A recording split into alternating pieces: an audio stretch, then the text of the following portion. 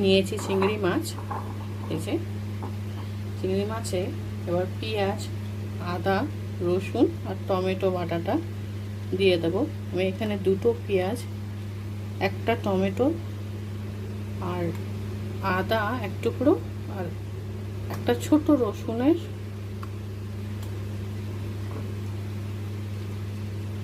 পুরোটা দিয়েছি। এবার দেব নুন, দেব হলুদ, দেব জিরের গুঁড়ো, কালারের জন্য কাশ্মীরি লাল মির্চ, দিয়ে দেব সর্ষের তেল, দিয়ে ভালো করে মেখে নেব। দিয়ে দেব খুব করে ফেটানো দই, ভালো করে ফেটিয়েছি আমি দইটাকে, তারপরে দিয়েছি। দিয়ে ভালো করে মাখিয়ে নেব।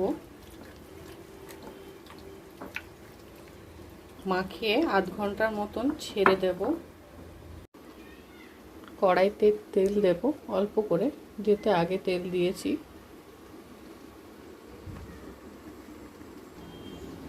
দিয়ে দেব মেখে রাখা চিংড়ি মাছগুলো।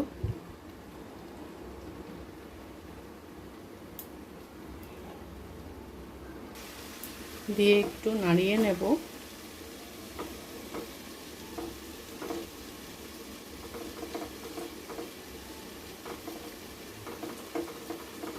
নাড়িয়ে চাড়িয়ে এবার এটাকে মিডিয়াম ফ্লেমে আমরা কিছুক্ষণের জন্য ঢাকা দিয়ে দেব। কিছুক্ষণ বাদে আবার ওটাকে ঢাকাটা খুলে একটু দেখে নেব, একটু সামান্য নাড়াচাড়া দিয়ে নেব।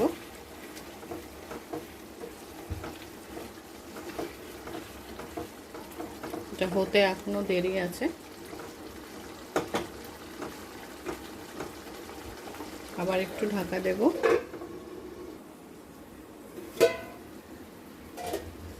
দেখুন এবার আমার চিংড়ি মাছটা হয়ে এসছে, কি সুন্দর রংটা করেছে। এভাবে রান্না করবেন, খেয়ে আমায় অবশ্যই জানাবেন যে কিরম লাগলো। হয়ে গেছে রান্না কমপ্লিট। ভিডিওটি ভালো লাগলে চ্যানেলটাকে সাবস্ক্রাইব করবেন, আর ফেসবুকে দেখলে ফলো করবেন, আর মাস্ট শেয়ার করবেন। আমি এরমই খুব ইজিভাবে টেস্টি রান্না যেরকম আপনারা করতে পারেন সেরমই ভিডিও আপনাদের সাথে শেয়ার করব। নানা রকম রান্নার ভিডিও আপনি আমার চ্যানেলে পাবেন।